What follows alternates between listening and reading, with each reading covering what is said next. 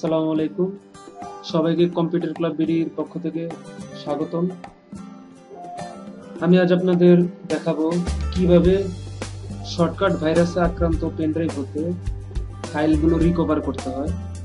আমরা সবাই এই ভাইরাসের সাথে পরিচিত, যদিও এই ভাইরাসের নাম আসলেই শর্টকাট ভাইরাস না, এটি শর্টকাট ভাইরাস তৈরি করে, যে কারণে আমরা সবাই শর্টকাট ভাইরাস নামে চিনে থাকি। তবে এটার আসল নাম কি সেটা আমি নিজেও জানি না, আর জানার চেষ্টাও করি না, কারণ জেনে কোনো লাভ নেই। তো আসুন দেখাই কিভাবে এই ধরনের ভাইরাস আক্রান্ত হলে সেটা আমরা রিকভার করতে পারি। প্রথমে দেখাই যে কিভাবে বুঝবো যে শর্টকাট ভাইরাস আক্রান্ত হয়েছে কি হয়নি। দেখুন এখানে আমার পেন ড্রাইভে শর্টকাট ভাইরাস আনতে পারি নাই, যে কারণে ইমেজ দেখাতে হচ্ছে। এই যে দেখুন, এগুলো হচ্ছে শর্টকাট ভাইরাস।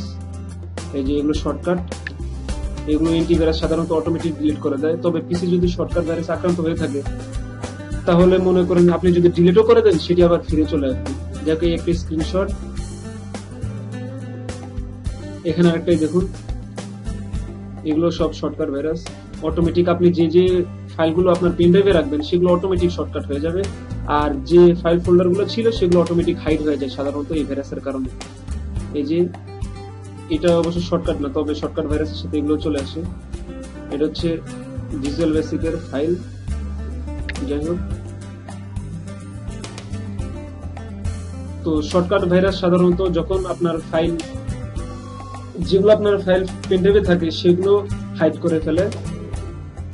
আমি মাই কম্পিউটারে যাই, এখান থেকে আমার পেনড্রাইভে গেলাম। তো দেখুন এটা আমি পরে অ্যাড করছি। যাই হোক, ধরে নিন এখানে কিছু শর্টকাট ফাইল ছিল, তো সেগুলো চলে গেছে। এখন কথা হলো যে দেখুন আমার জায়গা কিন্তু ঠিকই খেয়েছে, কিন্তু ফাইলগুলো পাচ্ছি না। তো অনেকে ভয়ে শর্টকাট গুলো ডিলিট করেন না, ভাবেন হয়তো বা মেইন ফাইল চলে যাবে। তাছাড়া শর্টকাটে ক্লিক করলেও কিন্তু আপনার ফাইল ওপেন হয়, যে কারণে অনেকে শর্টকাটটা ডেস্কটপে কপি করেন, পরে যখন পেন ড্রাইভ খুলে ফেলেন তখন শর্টকাটে ক্লিক করলে আর ওপেন হয় না। তো আসুন, ধরুন এটা স্ক্যান করে সব ভাইরাস ক্লিন করা হয়েছে। এখন মনে করেন ফাইলগুলো দেখা যাচ্ছে না, তো আমি দেখাবো সেগুলো কিভাবে রিকভার করতে হয়। এটি নিয়ে আমি একটা পোস্ট লিখেছিলাম কম্পিউটার ক্লাবে, তো অনেক চেষ্টা করেও বুঝাইতে পারিনি। যাই হোক, দেখুন সাধারণত যদি ফাইল হাইড থাকে তাহলে আমরা কি করি, অর্গানাইজ হতে ফোল্ডার এন্ড সার্চ অপশন, সেখান থেকে ভিউতে গিয়ে show hidden files and folders and drives, এটাতে ক্লিক করে থাকি। অ্যাপ্লাই দেন, দেখেন এখানে দেখাচ্ছে না, কিছুই নেই, এখানে কিছুই নেই দেখাচ্ছে না। কারণ হলো ভাইরাস শুধু হাইডই করে না, এটা আপনার ফাইলগুলোকে সিস্টেম ফাইল বানায়, আর সিস্টেম ফাইলগুলো নরমালি এভাবে শো দিলে শো করে না, যে কারণে আমাদের এই যে hide protected operating system files এখানেতে টিক চিহ্ন উঠে দিতে হবে, তখন ওয়ার্নিং দিবে। যাই হোক, ইএসএ ক্লিক করে অ্যাপ্লাইতে ক্লিক করি। এটাতে দেখুন এই যে দুটো ফাইল দেখাচ্ছে। এগুলোর প্রপার্টিজে যাই, দেখুন এই যে হিডেন হয়ে আছে, এটা চেঞ্জ করা যাচ্ছে না কারণ এটা সিস্টেম ফাইল হয়ে আছে এই দুটো। তো এবার আমি যখন এই পোস্টটি করেছিলাম যে কিভাবে ভাইরাসের কারণে ফাইল ফোল্ডার খুঁজে পাচ্ছে না, হিডেন ফাইলগুলো দেখুন দেখা যায়। তো এভাবে হয় কি, অনেকে এই ফোল্ডারগুলো কপি করে ডেস্কটপে রাখে। তো কাজ শেষে অনেকে আবার করে কি, যে এখানে গিয়ে don't show hidden files and folders এটা দিয়ে আবার ফিরে আসে, যাতে আগের সেটিংসে ফিরিয়ে আনার জন্য আর কি। যার ফলে হয় কি, ফাইলগুলো আপনি যেখানে কপি করছেন সেখানে আবার হাইড হয়ে যায়। তো আমাদের করতে হবে কি, এটা আনহাইড করতে হবে এবং এটাকে সিস্টেম ফাইল হতে সরাতে হবে, মানে অ্যাট্রিবিউটটা চেঞ্জ করতে হবে। তো এর জন্য সাধারণত দুটো সফটওয়্যার আমি আপনাদেরকে দেখাবো, দুটো সফটওয়্যারের ইউজ দেখাবো। একটা সফটওয়্যার নাম হচ্ছে বাল্ক ফাইল চেঞ্জার, আর একটা হচ্ছে অ্যাট্রিবিউট চেঞ্জার। এই হচ্ছে দুটো ফাইল আমি আগেই ডাউনলোড করে রাখছি, আপনারা ডাউনলোড করতে পারেন। আমি ডাউনলোড লিংক ভিডিও টিউটোরিয়ালের নিচে ডেসক্রিপশনের এখানে দিয়ে দিব। তো দেখুন এই যে অ্যাট্রিবিউট চেঞ্জার, এটার ফিচার আছে, ডাউনলোড লিংকে ক্লিক করলে ডাউনলোড হবে। এই একটা, আপনি চাইলে এটাও ইউজ করতে পারেন। আবার আরেকটা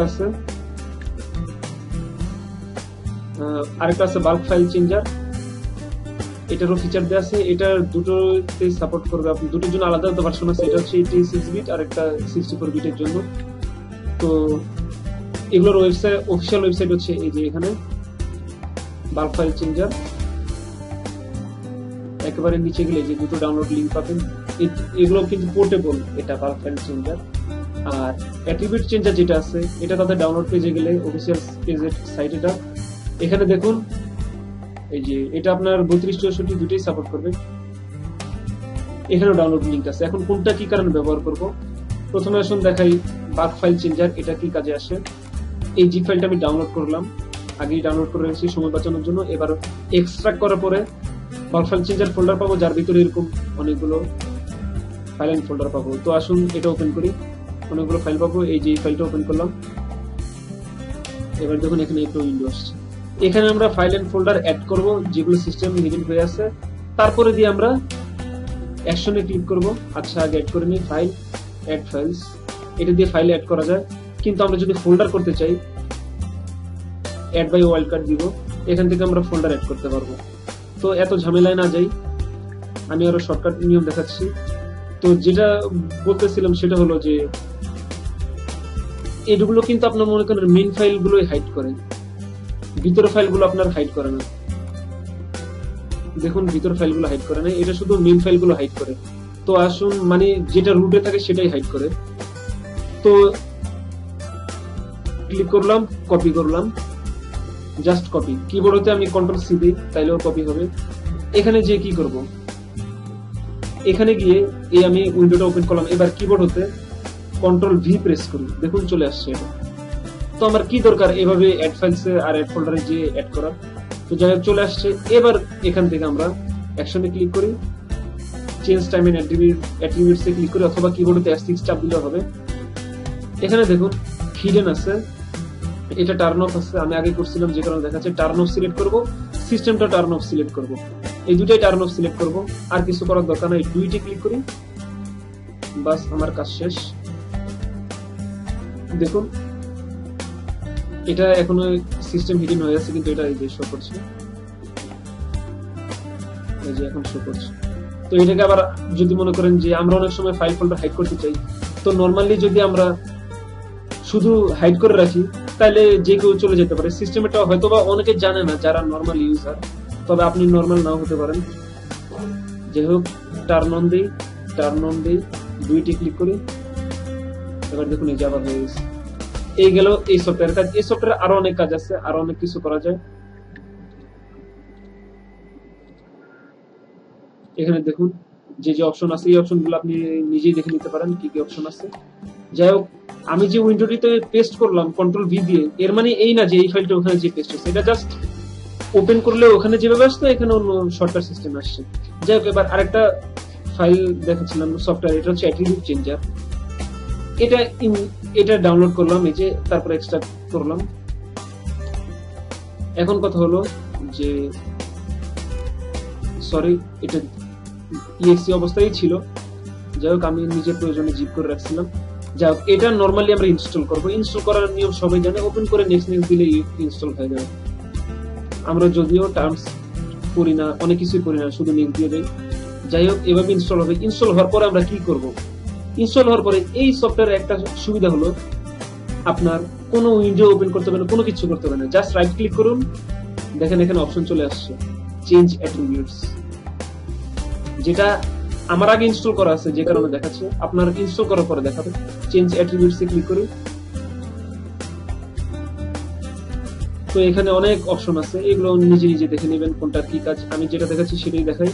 এখান থেকে দেখুন এই যে সিস্টেম হতে টিক চিহ্ন উঠে দিলাম, হিডেন হতে টিক চিহ্ন উঠে দিলাম, ওকে দিলাম, বাস কাজ শেষ। এটাও করে দেখাই, সিস্টেম হতে উঠে দিলাম, হিডেন হতে উঠে দিলাম, ওকে দিলাম, এটাও শো করেছে।